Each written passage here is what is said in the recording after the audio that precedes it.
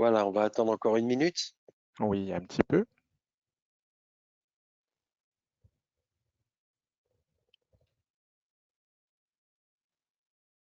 Faut que tu reviennes à la première slide, Nicolas. Mhm.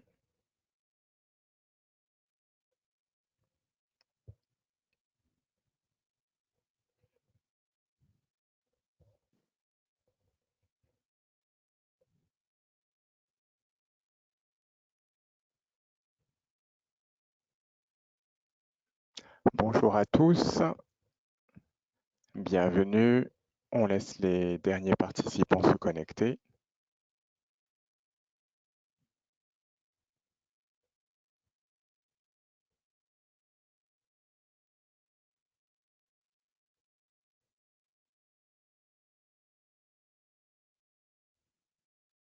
Donc il est 11h30, nous allons démarrer pour respecter notre timing. Nous sommes sur notre 6e webinaire Flash Campagne.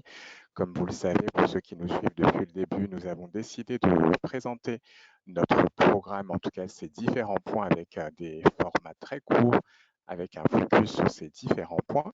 Celui d'aujourd'hui porte justement sur recréer des liens forts avec toutes les filières pédagogiques qui sont utiles à la profession, sous-entendu pour créer beaucoup plus d'attractivité.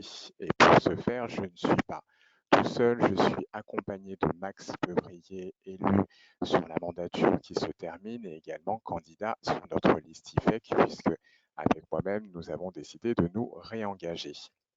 Avant de lui laisser la parole pour faire le point sur nos constats, je souhaitais insister sur le contexte de cette ambition qui est, comme le titre l'indique, de recréer des liens forts avec toutes les filières pédagogiques essentielles à la profession, mais j'insiste sur l'ensemble de toutes les filières, mais surtout pour que notre profession soit une voie essentielle et importante dans l'ensemble de l'écosystème de la formation pour intégrer justement tous ces nouveaux profils qui sont importants pour la pérennité de la profession et son devenir, et notamment pour attirer le plus grand nombre de jeunes. Et je laisse la parole maintenant à Max pour justement faire nos constats. Merci, donc, et bonjour à tous. Et Nicolas, donc, on entend encore le souffle dans ton micro. Donc, tu feras attention quand tu parleras beaucoup plus tout à l'heure. Voilà. Je vais commencer par des rappels de constats sur les filières de formation et filières pédagogiques en Île-de-France, pour rappeler que il n'y a pas une seule école qui forme à la comptabilité, hein, et au DSCG. Il n'y a pas que Supexpertise, comme semble l'entendre d'autres syndicats ou organisations, associations, puisque c'est EPA notamment qui se prévaut d'avoir créé Supexpertise, en oubliant donc toutes les autres écoles, comme on va le voir. Il n'y a pas une seule école. Supexpertise surtout a perdu en nombre d'apprentis au cours de la dernière année. 10% d'élèves de moins, ne forment plus que 700 jeunes, que ça va du BTS, en plus avec des formations commerciales, mais BTS compta gestion et jusqu'au DSCG. On a en tout 4355 mémorialistes et 6500 experts comptables, et une seule école ne peut pas répondre à toute la demande. Donc l'ensemble de nos formations et de nos apprentis doivent être en mesure de s'adapter à la profession, ça c'est un constat. Il y a une forte évolution de nos métiers, une forte évolution avec des besoins complémentaires sur l'IA, le management, le commercial, l'analyse des données aussi, la durabilité. Il y a plein de sujets dont on va aborder, dont on va parler, mais je pense qu'il faut que nos collaborateurs soient plus formés à l'ensemble du métier et pas simplement sur les basiques de la comptabilité. Et c'est pour ça que les propositions qu'on va vous faire seront très intéressantes, puisque on voudrait faire un pôle d'écoles et s'associer à toutes les écoles plutôt qu'à une seule. Donc, le parcours de formation ne sont pas toujours communiqués dans les salons. Dans tous les salons de formation, on ne parle que de subexpertise, essentiellement de subexpertise. On ne parle pas de toutes les filières qui peuvent exister, tous les parcours qui existent. C'est trop orienté vers vers Supexpertise, notamment quand on voit nos salons chez nous, et puis quelques écoles quand même qui sont mises en avant, puisqu'on ne peut pas les oublier. Les jeunes, lors de leur recrutement, n'ont pas tous et toujours les codes du monde de l'entreprise, et nous, on souhaite justement les ouvrir, leur ouvrir leurs connaissances et les ouvrir au métier pour qu'ils soient plus opérationnels. Dans la slide suivante, on va voir effectivement toutes les écoles qui existent, et ça, je peux le dire, et toutes les écoles ne sont pas présentes. Je peux passer, voilà. Toutes les écoles ne sont pas présentes et représentées, et on n'a pas des partenariats avec. C'est pour ça que Supexpertise n'est qu'une parmi toutes celles-ci. Il y en a d'autres qui ne sont pas. Et je vais vous parler, même si Nicolas ne le souhaitait pas trop, mais de mon expérience personnelle, puisque j'ai été président d'un centre de formation d'apprentis pendant 8 ans, le plus grand centre de formation d'apprentis d'Île-de-France, avec 3000 apprentis. C'est le 3e centre de France au niveau national. Et à l'intérieur de ce centre de formation d'apprentis, qui avait 90 filières de formation, j'ai mis en place le DSCG. Et en mettant en place ce DSCG, eh bien, je me suis aperçu qu'on avait besoin de la profession, et surtout, j'ai essayé de mettre en avant le métier de l'expertise comptable, les cabinets d'expertise comptable, et j'ai fait en sorte que les experts comptables puissent s'approprier ce centre de formation pour être au plus près de leurs apprentis. Et je pense que ça, c'est un des premiers points qu'on va avoir, c'est-à-dire que dans la slide suivante, Nicolas, il est écrit qu'on doit concevoir un réseau privilégié avec l'ensemble des organismes de formation. C'est être très près de tous ces organismes de formation. Les confrères doivent bien comprendre qu'il faut s'impliquer beaucoup plus dans les écoles. On va voir comment. Mais je pense que notamment la participation à la réunion de rentrée des étudiants, pour leur parler concrètement du métier, leur faire avoir envie, leur donner l'envie de travailler dans nos cabinets, leur faire comprendre notre monde, l'intérêt qu'il y a, et puis les inciter dans leur progression pédagogique aussi. Avec ce pool d'écoles qui seront labellisées, hein, on favorisera aussi les formations, on s'impliquera beaucoup plus dans les cours, dans les modules complémentaires qu'on va demander, et on va demander à toutes ces écoles d'assurer un certain nombre de modules complémentaires de formation qui ne sont pas prévus dans le diplôme, de façon à former beaucoup plus les apprentis et à les rendre plus opérationnels au sein du cabinet. Je pense notamment, hein, dans les apprentis ne savent pas, mais je crois qu'on en reparle tout à l'heure, mais les apprentis ne connaissent pas totalement le monde du travail.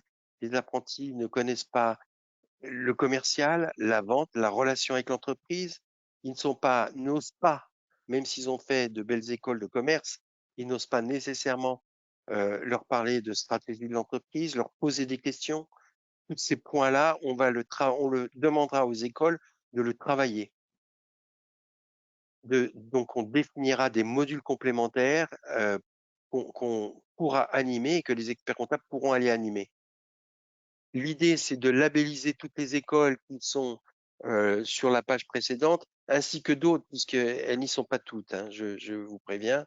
Il y a environ une trentaine ou une quarantaine d'écoles et de CFA en Île-de-France. Je ne parle même pas des universités qui peuvent former aussi au métier et qui peuvent être une source pour nous de nouveaux collaborateurs. Le lien aussi doit être important avec les formateurs. Donc, je souhaiterais que dans ces modules de formation, certaines des formations soient données par des experts comptables. Et il est important qu'on ait dans chaque école, dans chaque université, dans chaque CFA, qu'on puisse nommer d'abord un expert comptable référent, hein, et puis qu'on puisse faire intervenir des confrères dans des conférences d'1h30, qui pourraient être animées par les experts comptables sur différents sujets. Donc, on a écrit hein, l'IA, le management, l'organisation interne du cabinet, la vente des missions, la stratégie d'entreprise, les missions exceptionnelles qu'on peut faire aussi. redressement de comptabilité. Je ne parle pas de la durabilité qui va arriver. Ça aussi, c'est important de leur apprendre. Ils ne vont pas le faire pendant leur cursus, mais pourtant, ils pourront avoir à le faire après dans leur métier et dans le développement des missions. Aussi, on peut leur apprendre de ce qu'est le full service, tout ça. Toutes ces missions-là, on peut leur en parler déjà. Et ça peut faire l'objet de micro-conférences d'1h30 par les experts comptables pour parler de ces missions concrètement avec les apprentis. Et dans ces apprentis, il y a nos salariés aussi qui sont employés. Donc, chaque expert comptable devra être en mesure de donner 1h30 dans l'année. C'est-à-dire 1h30, ça fait, si on a une classe avec 20 apprentis, eh bien, ça ne fait pas 20 mois, mais il y aura 12 interventions d'experts comptables au minimum dans chacune des classes. Voilà un petit peu le principe général. Pour revenir sur le CFA, moi j'avais proposé par rapport il y ait donc un expert comptable référent qui vienne faire la présentation du métier donc en début d'année à tous les apprentis. Et puis j'avais choisi un certain nombre de modules qui étaient en relation avec la formation, qui étaient animés éventuellement même par des fiscalistes, par des juristes en droit des sociétés, en droit social, qui venaient justement expliquer aux apprentis ce qu'était leur métier et comment ils le faisaient. Aussi très important, il faut que l'expert comptable soit près des formateurs. Je vais vous donner un exemple, c'est sur ce qui s'appelait la taxe véhicule société. J'avais expliqué aux jeunes et aux formateurs qu'il fallait qu'ils fassent la formation avant que les jeunes n'aient à le faire dans le cabinet et que pour faire la formation, il suffisait de prendre l'imprimé fiscal et puis de prendre la notice à côté et d'expliquer comment la remplir. Sur la notice, on a toutes les informations. Il faut impérativement que la formation soit faite avant le mois de janvier, date où on doit faire la taxe véhicule société maintenant. Voilà, donc ce sont des exemples pratiques et nous souhaitons vraiment qu'il y ait une plus forte coopération, mais avec l'ensemble des écoles. Aussi, on nous dit toujours que certaines écoles ne donnent pas accès aux experts comptables pour faire ces formations. C'est pas tout à fait vrai, hein. J'ai eu, il y a pas longtemps, une personne de l'OPCO Atlas et ça tombait très bien parce qu'elle m'a demandé si j'étais volontaire pour accompagner les services de l'OPCO Atlas dans les collèges et les lycées pour faire la promotion de nos métiers. Voilà, Nous Nicolas, je avons crois que c'est toi. sur cette première partie des premières propositions plus orientées entre le professionnel et l'enseignement. Et justement, dans cette continuité, la deuxième partie des propositions sont plutôt pour rapprocher l'expert comptable des étudiants. Et pour cela, l'idée est de justement pouvoir communiquer sur l'ensemble des voies possibles pour atteindre l'activité d'expertise comptable, donc pour accéder à ce fameux diplôme, puisque nous avons ces fameuses filières dites classiques, hein, avec ces acronymes DCG, DSCG jusqu'au DEC.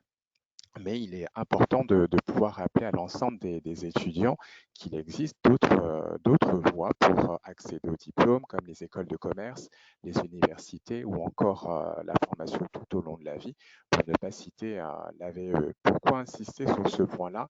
Parce que très souvent sur les salons, il n'est indiqué que la filière classique par la fameuse école de la profession. Et notre ambition est de pouvoir justement intégrer encore une fois toutes ces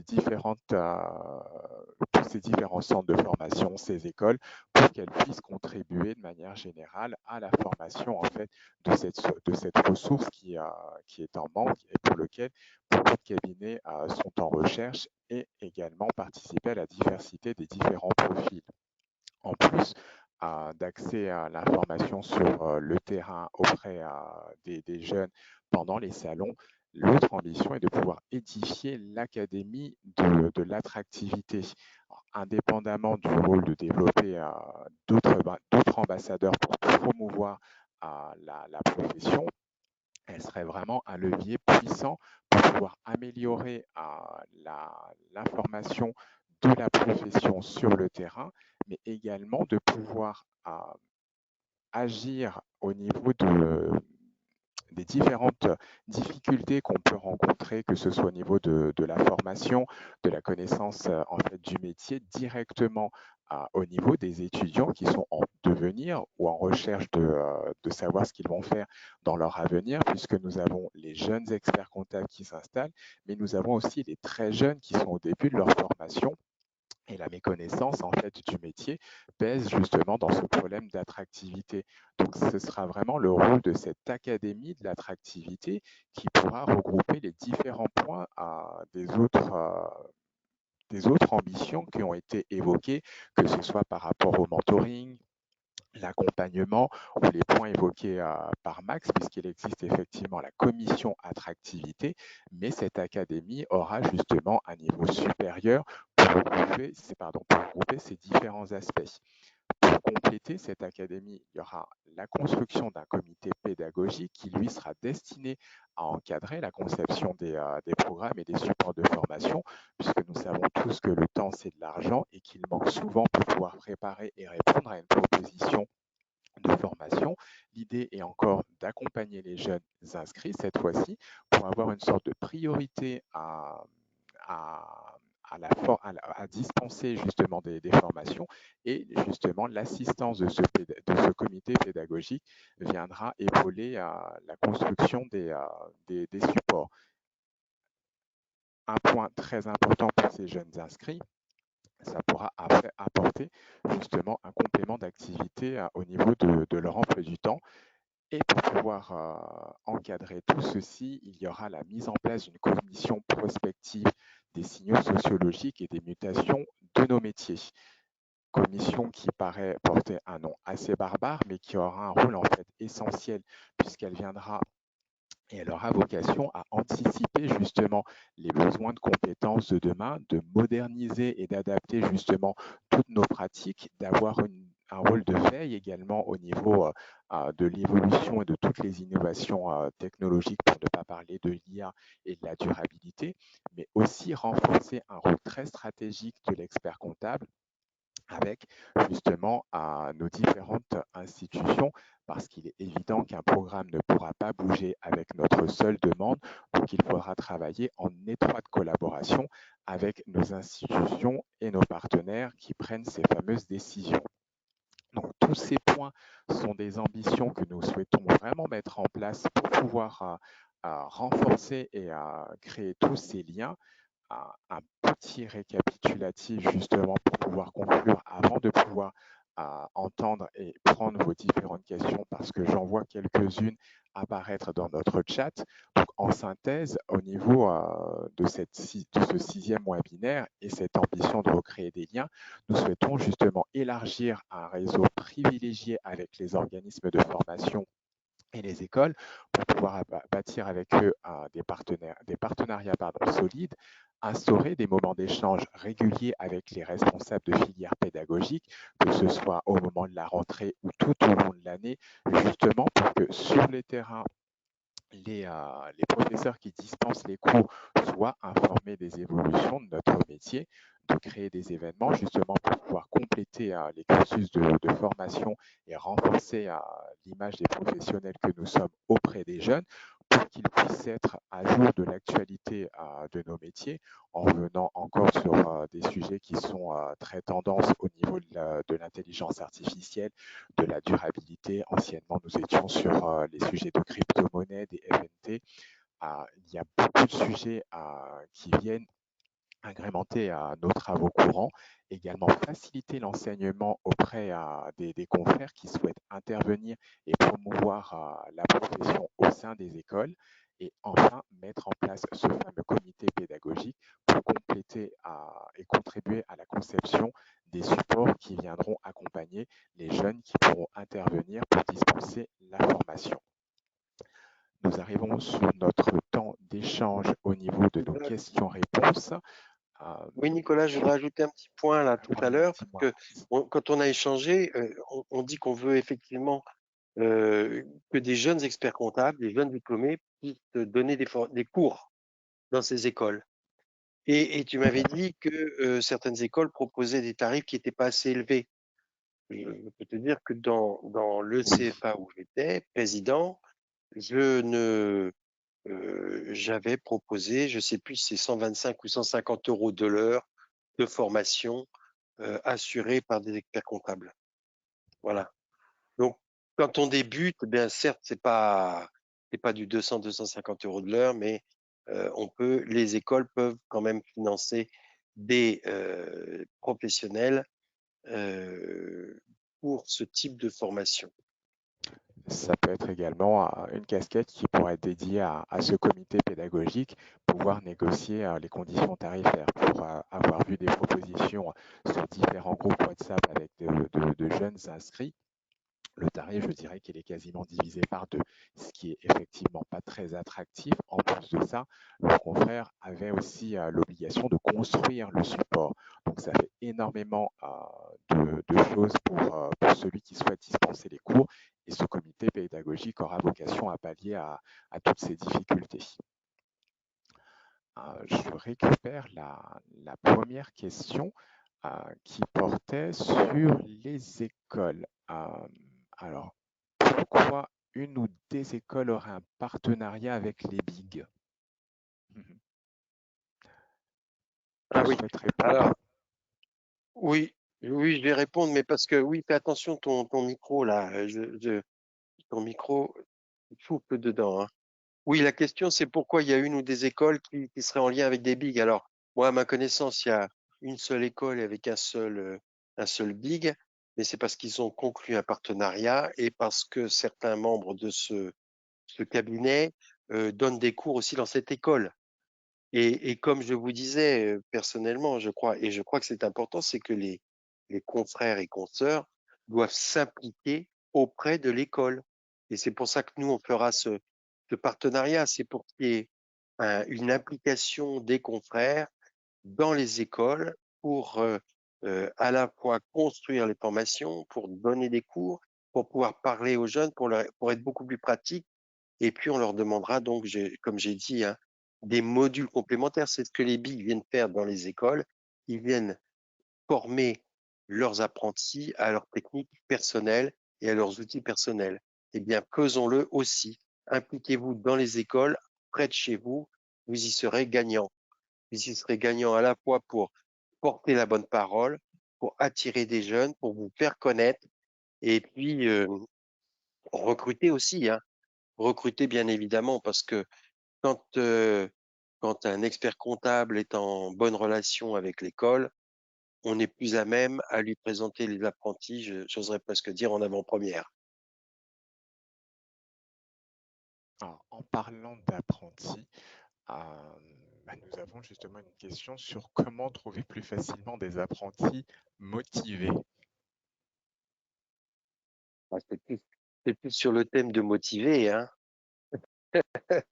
Donc, trouver des apprentis, je vais vous dire, si, c'est aussi d'aller dans les écoles, je pense surtout dans les lycées, hein, mais aussi au niveau des BTS, pour aller porter la bonne parole et parler du métier. Je t'ai raconté que moi, il m'est arrivé d'aller dans des écoles, dans des lycées pour présenter le métier d'expert comptable. Et là, quand je leur ai parlé du salaire de l'expert comptable et de ses revenus, là, tous les jeunes, ils étaient ravis et ils voulaient absolument rentrer dans la profession. Je ne sais pas ce que ça a donné ensuite, hein, mais je pense que c'est un élément d'attractivité. C'est pour ça qu'il faut qu'on soit très présent, il faut que ce soit très opérationnel. Et puis, faut pas avoir peur de dire, bah, de bien présenter le métier avec les bons côtés. Certes, il y a des périodes qui sont difficiles dans notre métier, il y a des périodes de bilan qui sont un peu plus difficiles, mais si on s'organise bien, je pense que les périodes de bilan peuvent quand même être assez, je vais pas dire relax, mais on peut les ménager, les étaler dans le temps suffisamment pour éviter le stress des collaborateurs. Je te rejoins sur ce point-là, puisqu'effectivement, j'ai envie de dire que cette question, elle est plutôt liée aux difficultés de recrutement que l'on peut rencontrer, en tout cas que nombreux de nos confrères et consoeurs peuvent rencontrer aujourd'hui sur le terrain. Cette notion de motiver aura peut-être plus un attrait avec notre ambition d'impliquer davantage les confrères, que ce soit dans leur ancienne école ou les salons sur lesquels on a vocation à intervenir pour pouvoir parler métier, puisque c'est un aspect qui est assez important. Le simple fait qu'il soit méconnu le rend moins attractif et moins sexy. Et l'objectif, justement, avec cette académie, cette notion d'attractivité qui sera apportée par cette académie, sera pour peut-être motiver davantage les apprentis que nous avons déjà dans nos cabinets. Alors, je regarde Et l'heure. n'oublions pas, oui, n'oublions pas non plus que notre métier doit changer, hein. On doit faire beaucoup moins de compta à l'avenir. On devra ouvrir sur beaucoup plus de métiers, ce qui veut dire que, quand je dis beaucoup plus de métiers, c'est-à-dire sur y compris le marketing, le commercial, la stratégie de l'entreprise, le développement de l'entreprise, le full service. Vraiment, notre métier doit évoluer. Et c'est pour ça que c'est important qu'on soit au plus près des jeunes, des écoles.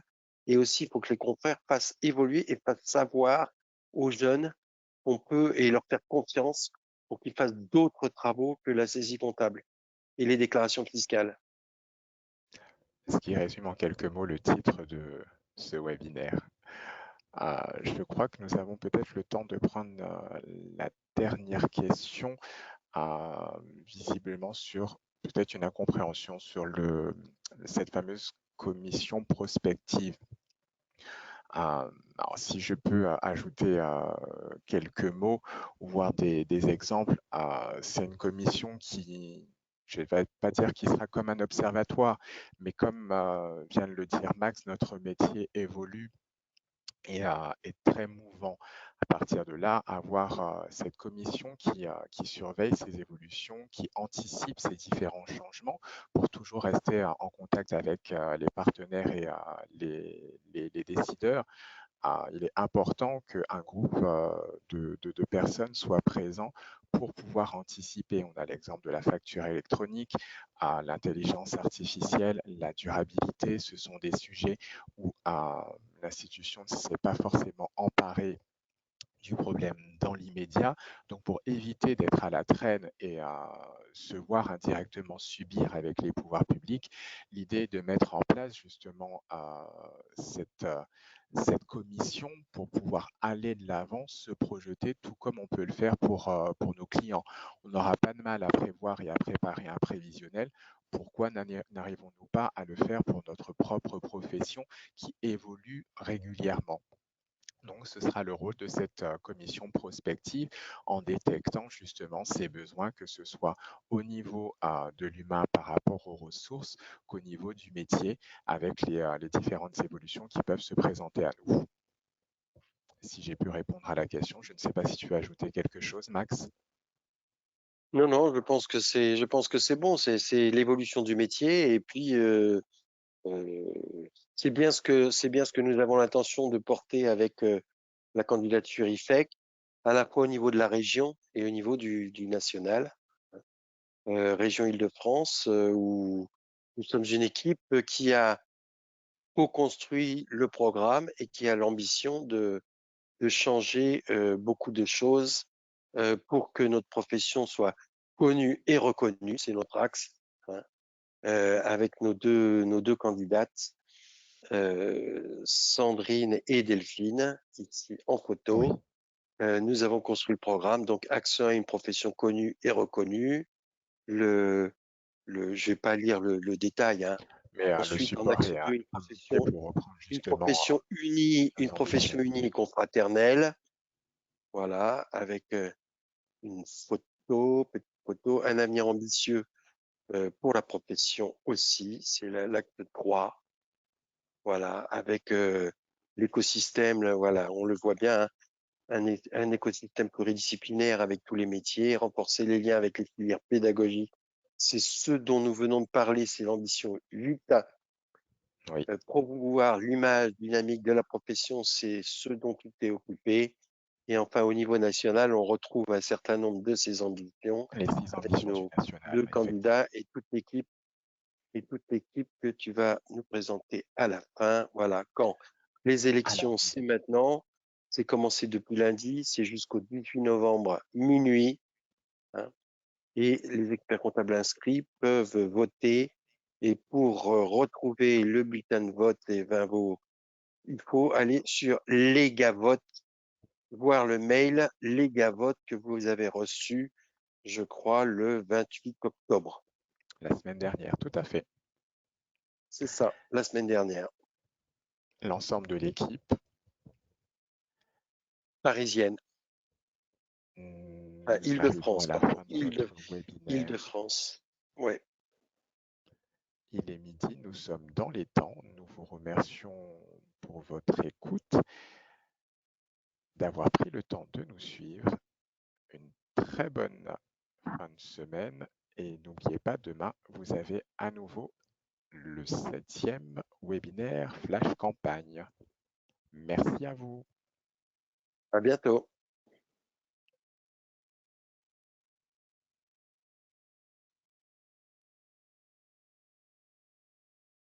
Alors, on arrête le webinaire. 9, nouveau inscrit. Voilà, le nombre diminue.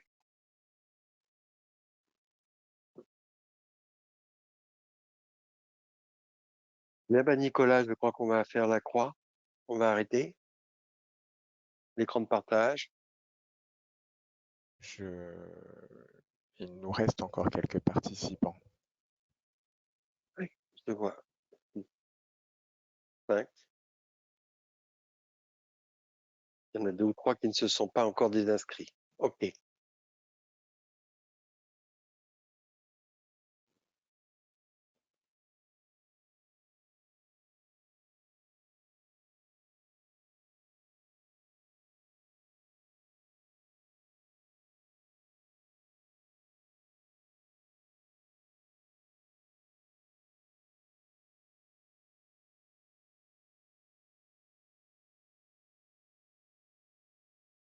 Ben Nicolas, je te dis à bientôt.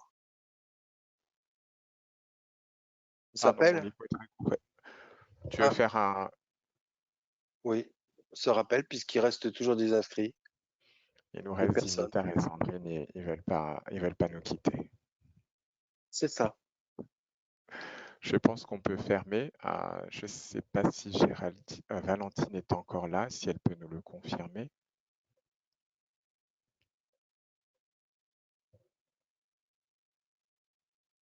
Je vais couper. D'accord. Merci à toi. Coupé. Bon, Bon appétit à vous. merci. À plus. À bientôt. Au Je revoir. t'appelle. Ok.